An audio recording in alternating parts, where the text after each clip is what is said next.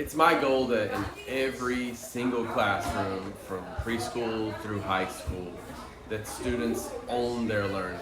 And so throughout my education and my experience, I've worked at a variety of age levels. I learned how to do this in my education about being a kindergarten teacher, but I continue to carry on some of these ideas as we moved on to the upper ages. And I'll explain it in detail here. I guess the analogy that I use a lot is imagining a teacher as more of a trainer rather than someone who is meant to deliver all information to all students at the exact same time.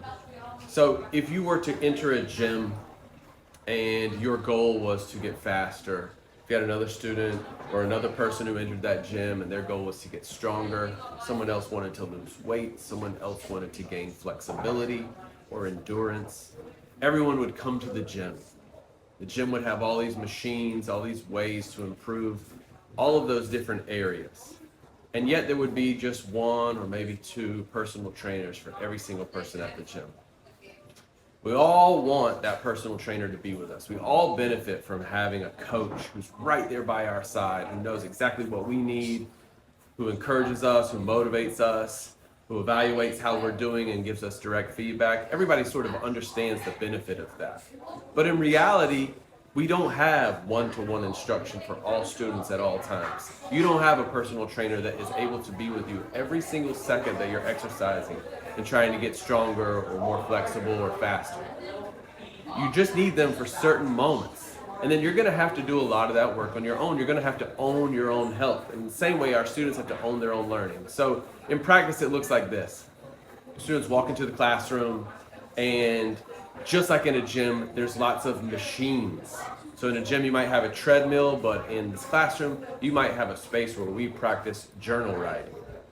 And everybody needs to know how to go to that station and do it safely and at their own level, right? So you show the students how to go to the space for journal writing. You show the students very simple instructions. You show the students exactly what it looks like to complete that and what to do with it when they're done. In the same way, you might have something where they go and work on grammar, or they might go and practice speaking topics, or they might even watch film and review and answer questions. And all of these sort of serve just like the machines in a gym, the row machine, or the jump rope, any of the things that can be done independently and safely at different levels. There's people going into that room and working out with 10 kilos, and then there's people working out with 100 kilos. But they're all exercising and they're all working out. And you can imagine that personal trainer being very happy to walk into the gym and seeing everybody in there exercising and working out. Because that allows that personal trainer, or in our case, the teacher, to pull students aside and give them the one-on-one instruction, or in groups of very similar skill sets and needs, that direct instruction that is so valuable. We want our teachers to have that as much as possible, but we know it's impossible to do it for all kids at all the same time. Traditional ed had a teacher standing in front of a whiteboard and pretending that all 25 kids needed the exact same thing at the exact same time, and if they didn't get it, one of them was failing or behind or ahead. We don't operate that way. We see our classroom as the gym. We see our teachers as people who can give that direct feedback, and we believe that our students can own their own learning.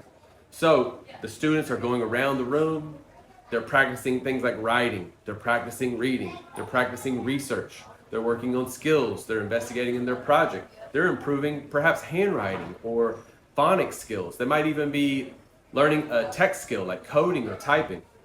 All the while, they are documenting what they do. Right? So they keep track of all the things that they do because it's very simple. Each one of those machines allows for some level of accountability and documentation. Even if it's two people speaking, you'll have two people speaking about a topic. They'll ask each other questions, and at the end, one of them will keep track of a record that says, hey, he and I spoke, and this is how he did when he spoke. All of that goes into the record. And then the teacher, meanwhile, is in a small group or an individual one-on-one check-ins with students, finding out their real needs, their real levels, their real questions. That same type of direct feedback that you pay for when you have a personal trainer in the gym, right? The most valuable stuff. They bring the kids around for reading and writing and math. They bring the kids around to work on that individual inquiry skill. And so they're able to give direct instruction at the level of each student on a semi-regular basis and then call kids out for their individual work. And you might say, well, what if a kid doesn't do it? What if they just sit around? And I would say the same thing about a gym. What if you pay the gym membership and you walk into the building and you just don't use any of the machines? You just sit there.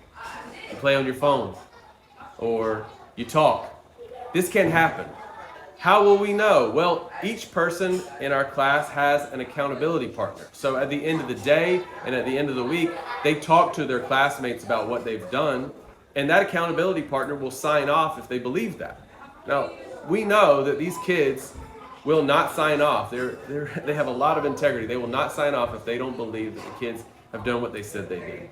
If there are behaviors that we want the students to have, like asking questions to their families outside of school, or reading outside of school, or anything that we want to promote, we can also put that on that documentation sheet. And again, the kids will keep track of it.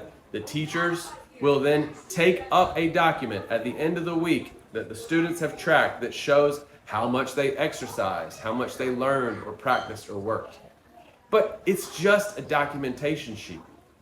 At the end of the day, when we meet with them on our small groups and our check-ins, that's where we're given direct one-on-one feedback and assessment. And if you think of, again, the analogy of the personal trainer, if you walk into the gym and you have all of these machines and all of these opportunities to work out, you've been taught how to use all of them effectively. You've been taught which weight or which speed is right for you. You've been given the opportunity and the access to do it. When you come and meet individually with your personal trainer and you're not making progress, what are they going to do? They're going to ask you questions about why. They're going to evaluate whether or not you're coming to the gym enough, whether you're using your time wisely in the gym, and you're going to get that direct feedback and know that if you're not making progress, it is likely because you're not focused enough, or maybe you're not doing the right machines. That's where like real ownership comes from, not just being told you don't know enough, but being told like, hey, there is a way for you to have better progress. That's what we want our teachers doing. Same as the personal trainer. So again, over time, what ends up happening is that the student realizes if I'm going to make progress, I have to own my learning. If I want to be a better writer, my teacher has created exercises that will help me improve my writing. And I'm seeing that teacher on a regular basis where she or he are giving me feedback directly on my writing. They're even telling me, hey, spend more time over at that machine. Like, we understand the idea that direct and individual like feedback is so key. That's why we're not an online school, you know. We could give all of this access to students online and just say, do this on your own. But that's not really what our students want. They want that direct connection. They just don't want it to be the same for every single person. Nobody wants to walk into a gym trying to get faster or more flexible or stronger and then be compared to every other person in the gym. And in fact, if you go to the gym every day and you put in the time, you put in the work, you take the advice from your personal trainer, you might not be the strongest tomorrow, but over time you will be healthier and you will reach your goals. And that's what we believe about every student at ISLA.